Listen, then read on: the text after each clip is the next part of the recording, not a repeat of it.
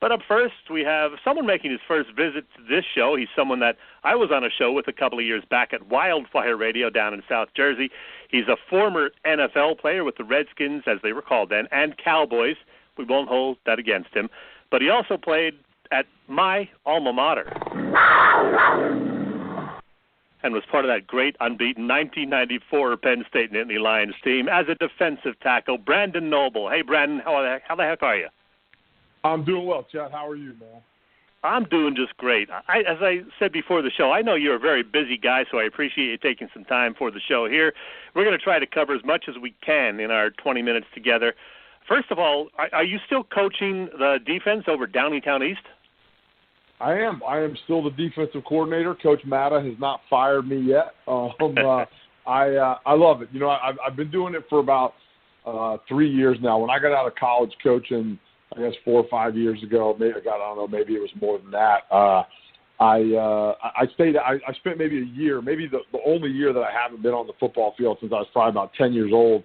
I was coaching at Marsh Creek, which is a Pop Warner League out here. My youngest son was playing there, and Coach Matta asked me. My oldest boy was a sophomore at the time at East, and he asked me if I wanted to come on board and help out with the defense. And I did it for a year. Connor's first sophomore year, I was just kind of an assistant and popped in and out. And then the next year, he made me defensive coordinator, and so I've been there for 3 years total. This is going on year 4. 3 of them is the DC, and I absolutely love it. It's a blast. All right, that's awesome. All right, so Brandon, it's late October, but we do finally get some Penn State football beginning this weekend with a road game at Indiana. It'll be a season, of course, unlike any other, thanks to the pandemic. I know you get out to State College every week for a little TV show that we'll talk about later on. What is the excitement level about this very different football season out in Happy Valley? Well, you know what it is, Chet, it's bizarre up there right now, right? Like, I've been going up, like you said, I go up to do the obligatory. I'm up there once a week and have been up there once a week for like 6 or 7 weeks now. And it's really weird up there. It feels almost, for those of us that went to school there, it feels like summer session, like that intersession, right, when nobody's on campus. And there's this kind of this, like, there's people, but it's not like fall. You know what I mean? Like, it's not like thousands of people all over Beaver Ave and College Ave and walking on and off campus. So it's definitely weird.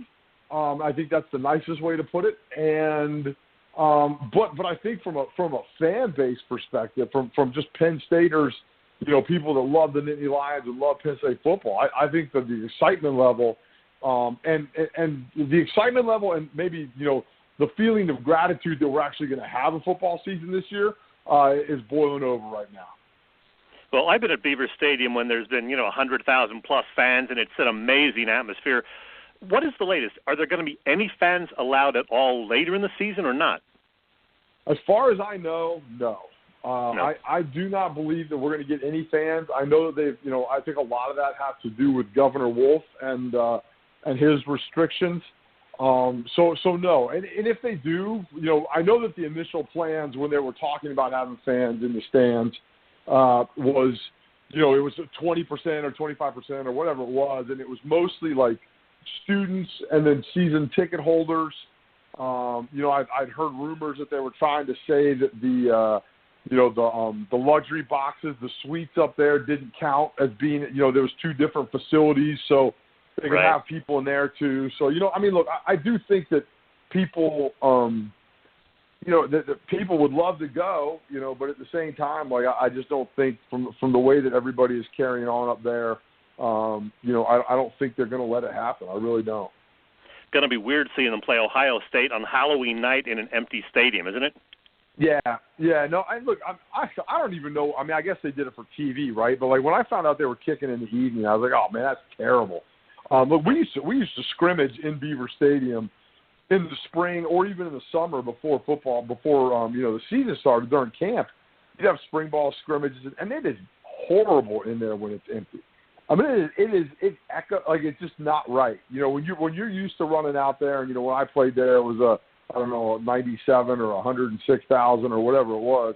A lot of people, and then all of a sudden you're in there by yourself, right? And it's just big echo chamber, and there's no energy. That to me is really going to be the interesting thing as you watch the Big Ten play, because I think most Big Ten stadiums are not allowing fans.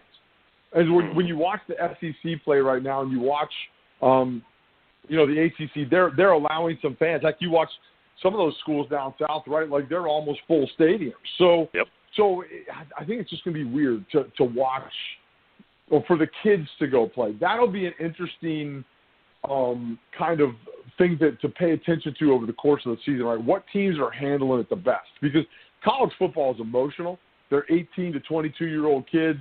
They love that. The reason they go to a lot of these schools, especially our school and places like Ohio State and Michigan, is for that atmosphere. And when you go out and play in front of nobody, like it's hard sometimes to bring your own juice. So it'll be interesting. Like I said, I've called a couple NFL games that have had 5,000-7,000 people in it. I just did the Ravens at the Eagles this week. And, they finally let some folks into the link, and it was still weird. You know what I mean? The pros know how to handle that. Like, it's not as big a deal for a 32-year-old guy that's been in the league for 8 years. So I think that'll be really interesting to see how the kids react to playing in an empty stadium. So let's talk about the team. Coach James Franklin has 12 returning starters, but not All-America linebacker Micah Parsons, who opted out. The star defensive end, Gross Matos, is now a Carolina Panther. A couple of big losses there on defense, are they not? Yeah, absolutely. And look, I think that, losing Gross Matos was big, but he and I'm not knocking the kid, but like he disappeared a little bit late last year.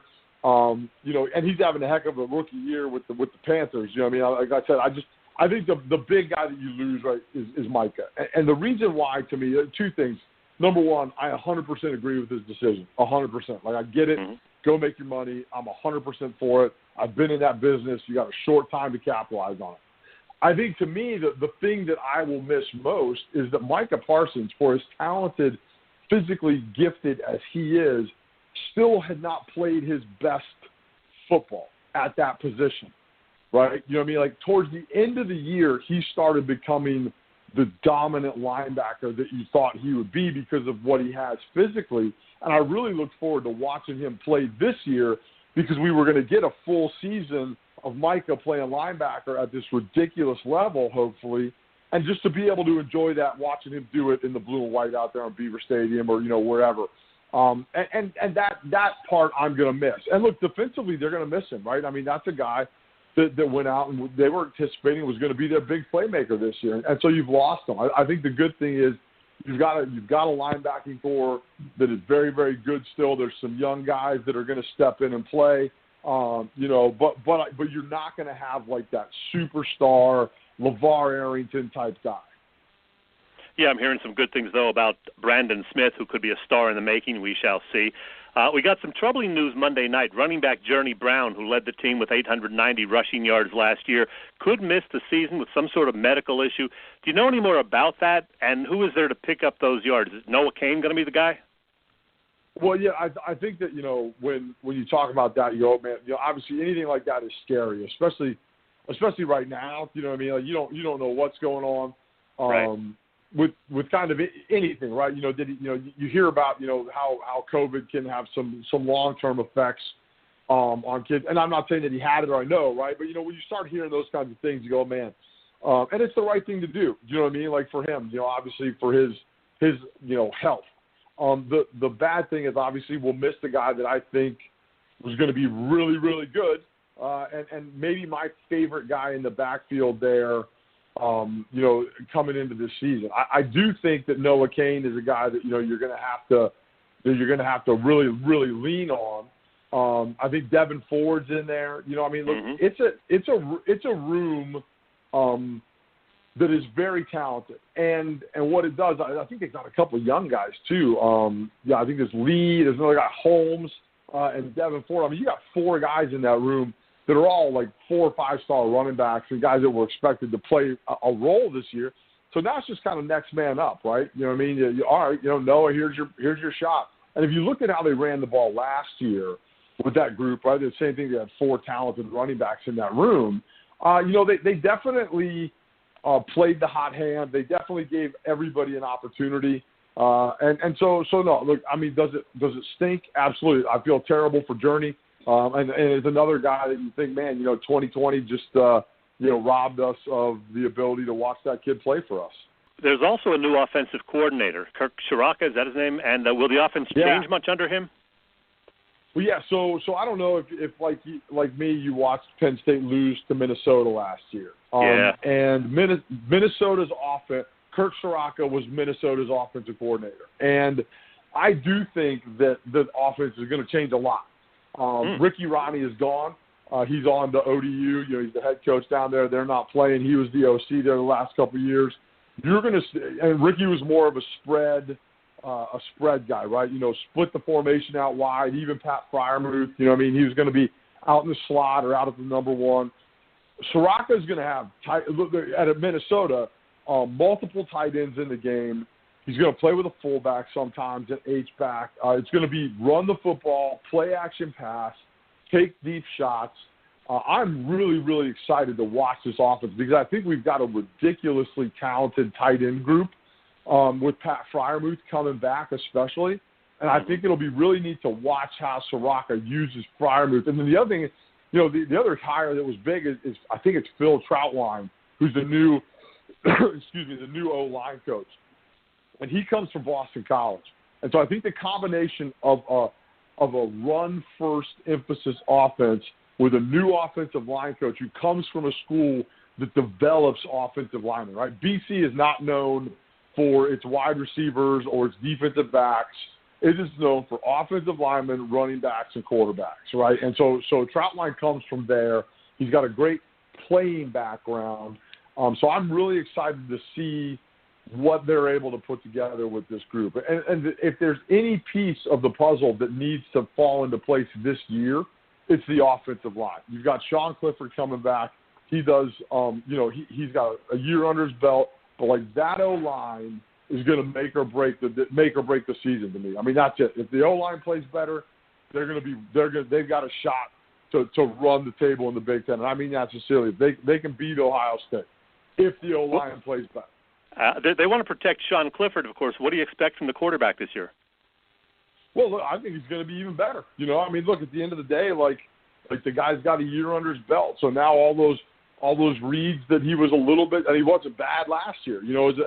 As his first year starting, like the kid played really well. So I think you go into the season with a guy that has a lot of confidence. He's run a high-powered offense. He's been there before. And I think that this offense is going to be really friendly to a quarterback. It's going to be run the football, get him on the edge, play action pass, bootleg, max protect, deep shots, all these different things that Ciarrocca did at Minnesota. I think Clifford's going to have a great year. Again, all depending on that offensive line. Let's go back to the early 90s, Brandon. You went to Penn State, missed the entire 1993 season with a broken leg, lost a bunch of weight. You came back there, you got in good health for what turned out to be, of course, a memorable 1994 season, a perfect 12-0. The majority of the voters, though, made Nebraska the national champion. I'm sure that didn't sit too well with you. Well, no, it didn't sit well with anybody. It was definitely one of those things where, we thought, it's a weird. I tell people this story all the time. That game, right? So the Rose Bowl is a weird game, anyways. LA's a different place. It's not kind of it's not your traditional, typical kind of bowl experience. So you go out there and it's kind of this weird bowl. There's a lot of pressure and a lot of you're excited about it, and you go out and you play the Ducks, right? You play Oregon. At the time, Oregon wasn't the Oregon that we all know now, right? Mm-hmm. And so you go out, you play the Ducks, but the night before you're in the hotel and you're watching Miami play Nebraska. And as the game's going on, Nebraska has their way with them, and at the end of the game, they basically give the national championship right there to Nebraska.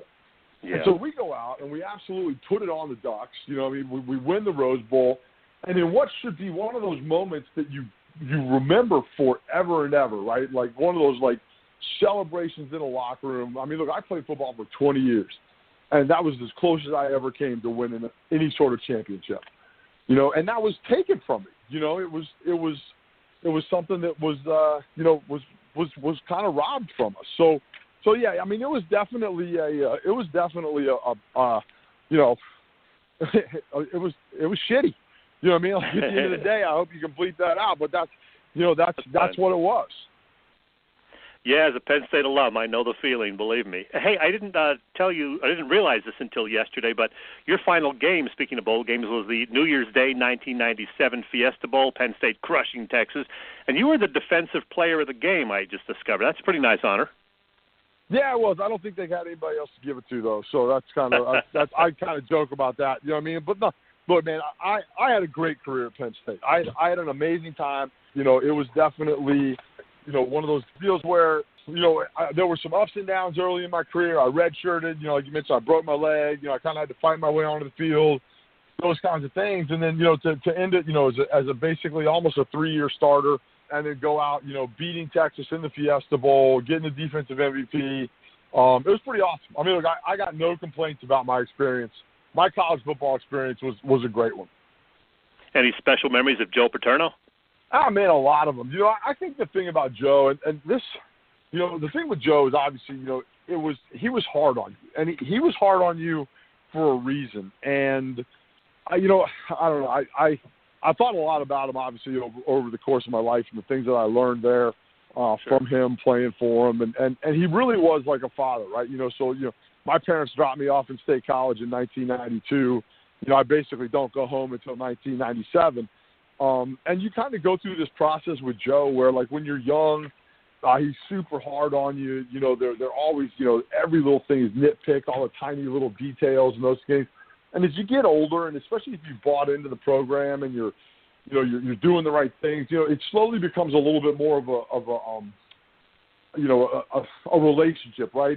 A good, more of a close relationship. And then when you leave, that's when you really get to know the guy. You know what I mean? When you come back and you talk to him, and you go back and you visit, and you walk in the door, and his door's always open, right? You just walk right in, you call him Joe, he sits down, and he can talk to you about anything that's been going on. And when I was at Penn State, you weren't allowed to have any facial hair. You could grow a mustache, right? But there weren't a lot of 17, 18-year-old kids that wanted to grow a mustache. And then there were a couple, but don't get me wrong. But you couldn't have earrings. You couldn't do any of that kind of stuff. And so you were always super paranoid that you weren't going to have quite close enough of a shave when you went into a team meeting or something like that. And so when I got into the NFL, I started growing a beard. I grew my hair out. I had long hair and a beard, and I remember going back, and this was, I don't know, I had been out of school for probably 7-8 years at the time, and I remember going back to State College, and I had this huge beard.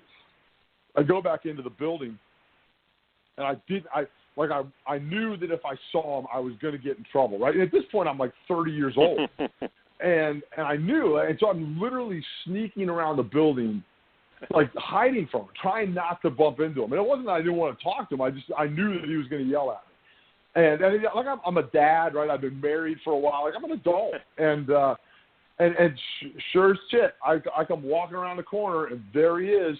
And he looks at me, and he just immediately, no, you can't afford a razor anymore. What's going on? And he literally berates me all the way down to his office, you know what I mean, about not shaving and what I look like and this, that, and the other. And then we sit down in the office, and he asks me how my parents are. Are they still in Virginia Beach? Where's Casey, my little sister?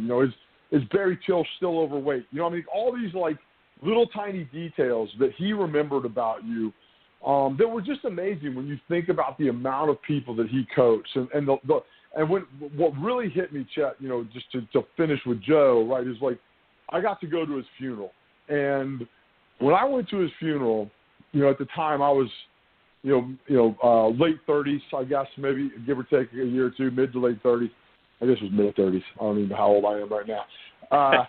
But, you go to the funeral and you go to the viewing and you're standing there, right? And I'm like, there are guys that played for Joe that are like my dad's age, sure, maybe a little bit younger than my dad, right? And then there are guys that are 18 years old that were just playing for him, right? And there's this huge span, and you go, my God, the amount of men that he helped shape was really, I mean, it was one of those moments where you really, to me, I saw how big it was, right, and what he did up there for us. was right there. You know what I mean? Like, I just remember standing there and being like, my God. You know what I mean? Like, this is incredible. You know, it'll never happen again. You know, that kind of tenure at a school will never happen again. And that's a shame because he had a great effect on a lot of people. So, Brandon, I got about 100 more questions, but I'm going to pick 3 of them because we're running out of time. In the NFL, you played with 2 rivals, the Cowboys and then the Washington football team, known then as the Redskins. Yeah. You had 8.5 sacks over your career. Who was the most prominent quarterback you sacked?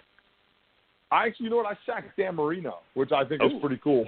Yeah. I got, you know, we live in Philly now, which, you know, obviously playing for the Cowboys and the Redskins doesn't go over well, but I'm married to a girl from Delco, and so that's how it works.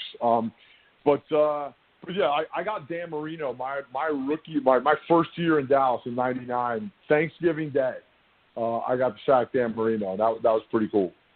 Awesome. A couple of years ago, I was looking through some channels that I didn't even know I had, and I came across the Obligatory PSU Pregame Show. I never even knew about it until then. Shame on me. But now I DVR it every week. Quite an interesting quartet you have on there, Brandon. You guys do a great job. For people who haven't seen it, tell us about the Obligatory PSU Pregame Show.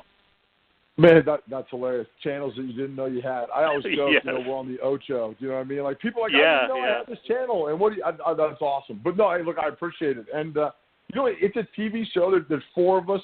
Chris Buchanani, Kevin Horn are both kind of like the true fans, right? They're both Penn Staters through and through. They went to school there. Kevin's a lawyer. Chris graduated from the School of Journalism or Communications or something like that. And then we got Mike the Mailman, who, if you're a Penn Stater, you know who he is. He's a legend up there. You know, worked at the post office forever and ever and knows everybody, literally knows everybody. And we started doing the show in somebody's backyard. And it was really just kind of like let's give it a shot, drinking some beer and grilling some sausage and some burgers and basically talking football. And it kind of has morphed into this thing. We started out on YouTube. We went to Pennsylvania Cable Network, PCN. And then next thing you know, we're syndicated on all those kind of random channels, you know, that need some programming that have a footprint in the Penn State fan base kind of, geographical region. And we're in like 30 million households now, man. It's been an absolute blast. Gives me an opportunity to go up there every week, talk about the place that I love, with some other guys that love it just as much, if not more than I do. I mean, it's a lot of fun. We're in season, goodness, I think this is 5 now, which is crazy. You know, like I said, when you think about, like, we came from literally doing it in somebody's backyard on YouTube. Yeah, it's really good, really good. And finally, did I see that you opened up a restaurant in Newtown Square the other day? I did. Yeah, I did. Right before the world decided to end, a buddy of mine reached out to me and said, "Hey, you want to buy a couple of my partners out in our restaurant and catering business? Bright Spot Cafe is what it's called. We were originally out here in Chester Springs and Exton in a shopping center out here. And I did, right? And in March, right, the whole world shuts down. You're trying to figure out how to fix things and do whatever. And we found a new location that needed a kitchen. And it's down in Newtown Square, a little place called Ellis Preserve. And, I mean, look, I'm brand new to the restaurant industry. I mean, look, if there's ever time to learn something, it's when all hell breaks loose. And so that's what I'm doing right now. So it's been 6 really exciting months. I work with great people. We serve great food. I get to eat tons of bacon and drink coffee, 2 of my favorite things to do. So I'm really, really enjoying it. Football season is obviously busy enough for me, but throwing a restaurant in the mix, and a pandemic has made it quite interesting for the last couple months. All right, and last question, I have to ask this. I'd be a horrible journalist if I didn't. The season's starting this week. Penn State has an 8-game regular season, then a Big Ten playoff game of some sort, and we assume a bowl game. So what's your prediction for this year? Oof, man, I can't get them over. I can't get over the Ohio State game, right? And so for me, I said, look, I think they lose to Ohio State. And then the only other game that scares me, I know it sounds crazy, I think it's just because I've been burned so many times, is I think we've got Michigan State late in the year somewhere. Yeah. And, that one is one that for some reason the Nittany Lions just don't show up for. And I hope it's not the case this year. I've got them with 1 loss, but they might slip up against Michigan State. And I think they go to a good bowl game. I think we're close. but I just don't think we're ready. We're not at the level that Ohio State is yet. We're just not. Now, I'm just going to go back and reemphasize what I said about Troutwine, the new O-line coach. If the O-line plays well, we've got a shot to beat Ohio State. But if we can't control the football, run the ball, put a game away, which is what's killed us a couple times against those guys in the fourth quarter, we can't beat them. And to me, that's all up and down. It's the O-line. So hopefully he comes out this year, and him and Soraka, Phil Troutwine, they do a great job and get those boys rolling. It's a good group at the O-line. So, 7-1, whatever it is. I don't know. I'm terrible at math. 8-1, we lose one. I was not a math major at Penn State. Brandon, this has been awesome. Hopefully it's a fun season, even without fans in the stadium, that the Lions do make some new memories. Thanks much for doing this. Wow, Chet, this was awesome, man. Anytime, I'll come back. All right. Take care, man.